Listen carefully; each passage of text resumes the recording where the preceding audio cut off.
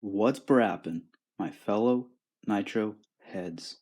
This is part 3 of upkeeping your Nitro RC vehicle. But first, I just want to explain what my absence was. So we're getting like tons and tons of snow outside. You can see that. There's lots of snow out there. So I was just going over my sleds for this year. This is my sled. Last year, it was torque steering pretty bad, and that's because one of the arms up here was cracked. So I just got started tearing the suspension out so I could weld it up.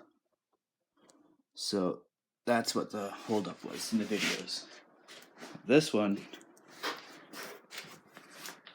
she's ready to go. I started her like last month, started pretty easy. About 12 pulls. First start in a year, and it started right up and it ran pretty good. So on with the video. So in this video we're gonna focus more of the middle of the vehicle. So let's start off with the air filter. See this filter? It's way past due. When they get dirty like this, you should just toss them. I have a brand new pack of air filters, $10, and you get 6 of them, so pre-oiled as well. But the reason why you don't want to clean these things is because the more and more you clean them, the more those fibers in the filter are going to open up. That's going to allow more crap in your engine. So, I would really highly recommend getting the motor saver air filters with the outer saver on top. But unfortunately with the low Cs, you're forced running these. But you can run outerwear, so that's cool. So I have an outer saver on the way, and I have some new air filters in stock. Kind of go back and forth here. The tank, I want to make sure there's nothing inside of it, and I can see some old leftover fuel inside, which isn't good. So we're gonna dump that out, and next thing you can do is you can pressure test it. I have a pressure tester, or what you can do if you don't have a pressure tester, make sure your fuel tank is empty. Then you're gonna put some soap around the seal and blow into your tank and make sure there's no bubbles. Okay, I just emptied the tank and I tested it. I just got my old pressure tester here.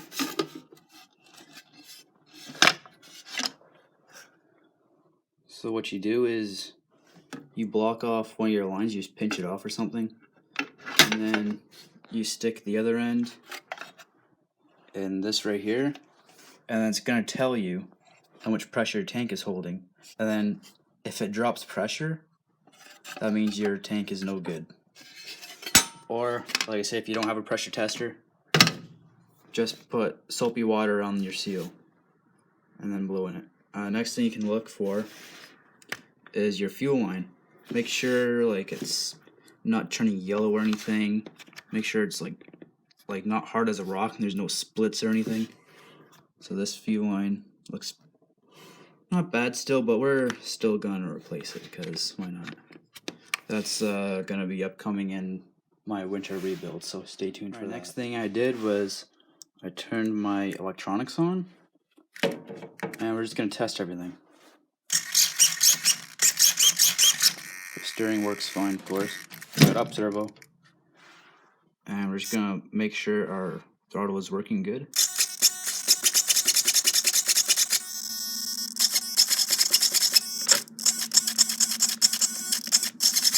You just want to make sure your throttle is opening up all the way. You want to make sure your linkage is operating properly. The linkage doesn't want to open anymore when I pull it, so that means everything's operating properly. And notice the carb isn't moving when I apply brakes. That is very, very important.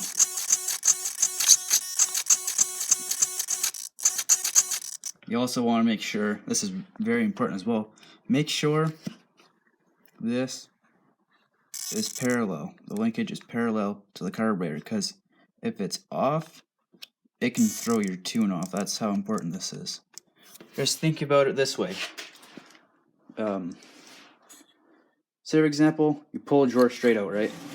It's gonna open. Oh, what's that? It's gonna open nice. But if you try to pull it from an angle, not so nice. So just think about it that way. Okay, so I ripped the engine out because we're gonna check over the clutch. So first thing we're gonna do is we're gonna spin it.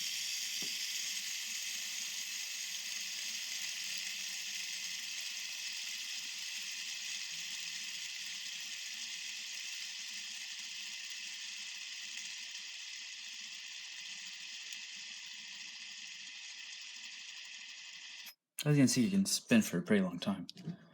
But we're going to check over the clutch itself. Wow, that's on there.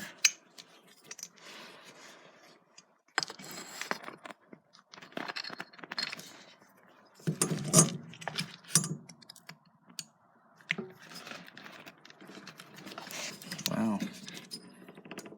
Oh, there we go. So, if the bearings are bad or not, I'm still going to replace them because these bearings go bad often. I'm just going to take this bell off.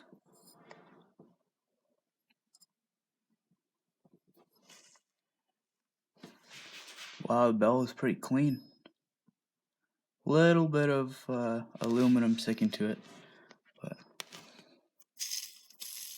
yeah, these bearings feel a little gritty. Still pretty good though. If it's the end of the season, I'd just replace these because these shoes, they're still a little bit of meat on them, but yeah, they're about due. If your pins come out, we're gonna take our pin out and see what the condition is.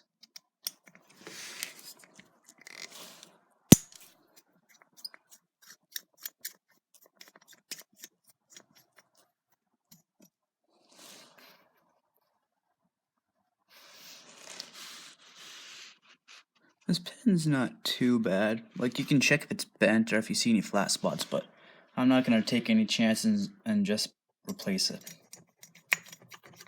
While your engine's out, you can also take it apart and check out your engine bearings, but I'm not concerned with this engine because it's coming out. I have a new engine for it. And last up for the engine is check out your exhaust seals. If they're like becoming like hard or they're cracking, that can cause major problems. Replace those, and while you're at it, replace the springs. While the engine's out, we can look at our brakes.